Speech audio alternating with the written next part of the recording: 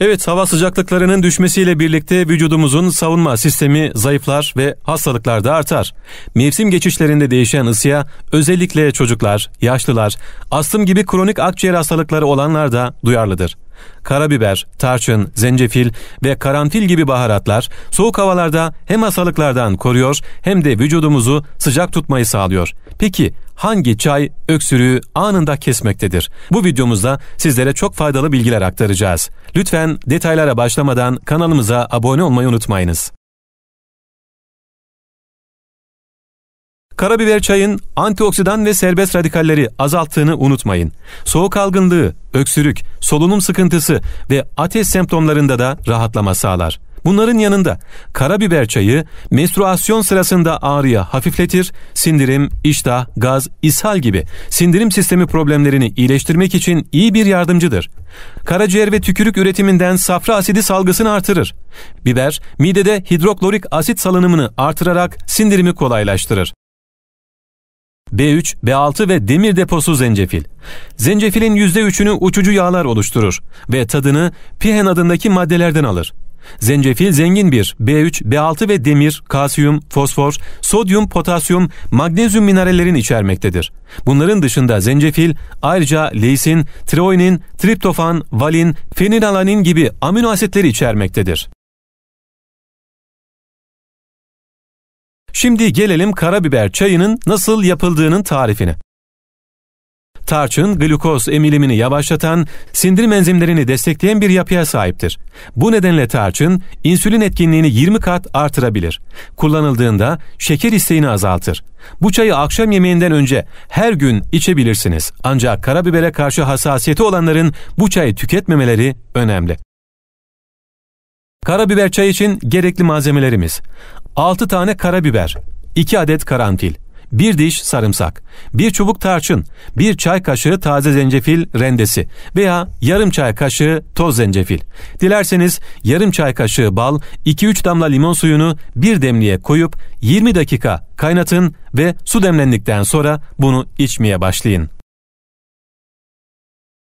Evet, bu tarifimizden sonra öksürüğe başka neler iyi gelmektedir? Bunlardan bahsedelim. Çünkü birçoğumuzun evinde aynı besinler, malzemeler bulunmayabilir. Bulunanlar bunları da denerse öksürüğe karşı gerçekten çok iyi faydası olduğunu göreceksiniz. Ananas, bal, ceviz ve badem, ayva, incir, soğan, limon, kuşburnu, zencefil ve karabiber.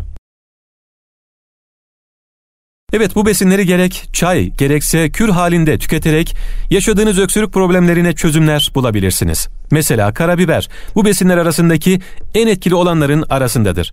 Balla karıştırmanız gerçekten çok önemli. Limon, kuşburnu ve zencefil gibi ürünlerse özellikle çay olarak tüketildiğinde son derece etkilidir. Böylelikle hem çayın ılık biçimi boğazı rahatlatır hem de bu besinler öksürüğünüzü büyük ölçüde engeller. Bitki çayları ve bal kadar ön plana çıkmasa da soğan da etkili bir öksürük önleyicidir. Soğan lapası ya da hazırlayacağınız soğan şurubu öksürüğünüzü hızlı bir şekilde azaltacaktır. Evet, öksürüğe başka ne iyi gelir sorusunun cevabına devam edelim. Kuru, balgamlı ya da alerjik öksürükle uzun süredir boğuşuyorsanız ve öksürük artık sizi rahatsız eden bir aşamaya geldiyse bunu çok uzatmadan harekete geçmeniz gerekir. Eğer öksürüğünüz 3 haftadan uzun bir süredir devam ediyorsa öncelikle mutlaka bir doktora gidin. Öksürük krizlerinin altında yatan nedeni tespit etmeye çalışın. Tedaviyi buna göre gerçekleştirmeniz önemli. Örneğin öksürük sebebi mikrobikse enfeksiyon tedavisi uygulanması gerekir. Ancak geçmeyen öksürüğün sebebi reflüyse doktorunuz size asit giderici tedavi edebilir. Evinize alacağınız önlemlerse size pratik çözümler sunarak sizi rahatlatır. Ancak bu sorunlardan biriyle karşı karşıyaysanız mutlaka ama mutlaka doktorunuza başvurun. Öksürük 3 haftadan uzun süredir devam ediyorsa ve kullandığınız antibiyotik sizi tedavi etmiyorsa, öksürükle birlikte yüksek ateş ve nefes darlığı sorunu yaşıyorsanız, kanlı balgam sorunu yaşıyorsanız, özellikle hava değişimlerinde yaşanan öksürük sorunuyla başa çıkmak için uygulamanız gereken belli başlı adımlar vardır. Peki öksürüğe başka neler iyi gelmektedir? Öksürüğün en yaygın nedenlerinden biri maalesef sigara kullanımı. Bu sebeple hem öksürüğü önlemek hem de karşınıza çıkabilecek her türlü rahatsızlığın önüne geçmek için sigarayı bırakmanız önemli. Gün içerisinde meyvelerden ya da takviyelerle yeterli C vitamini almaya özen gösterin. Toz ve kirin yoğun olarak görüldüğü yerlerden uzak durun. Düzenli uyku uyuyarak vücudu her akşam dinlendirin. Vücut direncini yükseltmek için düzenli olarak spor yapın. Günlük yürüyüşler bu işe başlamanın alternatifidir. Gün içerisinde 2-2,5 litre su tüketin. Evinizdeki kuru hava solunum yollarını kurutup öksürüğünüzü artırır. Bu sebeple odanızın nem seviyesini artırmaya çalışın. Aynı zamanda soğuk havalarda dahi evi havalandırmak gerekir. Sıcak bir duş burundaki salgıları düzenleyerek alerji ve astımdan kaynaklanan öksürüklere iyi gelir. Çorba ya da bitki çayı gibi ılık içecekler tüketmek boğazınıza iyi gelecektir. Ancak bunların kaynar sıcaklıkta olmamasına dikkat edin. Şimdi gelelim öksürüğe iyi gelen diğer doğal karışımlarımıza. Limon, karabiber, tuz karışımı. Bağışıklığınızı güçlendiren C vitamininin en yoğun bulunduğu besinlerden biri olan limonla yapılan bu tarifte 4'e böldüğünüz limonların üzerine tuz ve karabiber serperek böylelikle nefes alışınız çok rahatlayacak. Ayva çayı. Ayva kabuğu, elma kabuğu, ıhlamur çiçeği ve 3 adet ayva çekirdeğini kaynar su içerisinde 10-15 dakika boyunca demlenmeye bırakın. Bu süre geçtikten sonra çayı süzüp içerisine 1 çay kaşığı bal ekleyin. Bu çayı sabah, öğlen ve geceleri içebilirsiniz. Kuşburnu çayı. Öksürük için en yararlı meyvelerden biri olan kuşburnu, ağzı kapalı bir çaydanlıkta suda kaynatılır. Ocaktan alındıktan sonra içine alerjik bir durumunuz yoksa ekinezya ve kabuk tarçın ekleyip çayınızı daha da farklı bir hale getirebilirsiniz. Ağzı kapalı olarak 10-15 dakika demlenen çayı süzerek servis edebilirsiniz. Limon ve ballı çay. Öksürük denilince akla gelen 2 besinin birleşiminden oluşan bu çayı hazırlamak için sıcak suyun içerisine kabuklarıyla birlikte birkaç dilim limon ekleyin ve 10 dakika boyunca demlenmeye bırakın. İçerisine birkaç kaşık bal ekleyin ve ister sıcak ister soğuk bir şekilde tüketin. Ancak bu çayı sıcak bir şekilde içmek boğazınızı daha çok rahatlatacaktır. Ballı ananas suyu. Özellikle iltihaplanmış akciğerler için son derece önemli bir yardımcı olan ananasla yapılan bu içecek astım türü öksürüklere iyi gelir.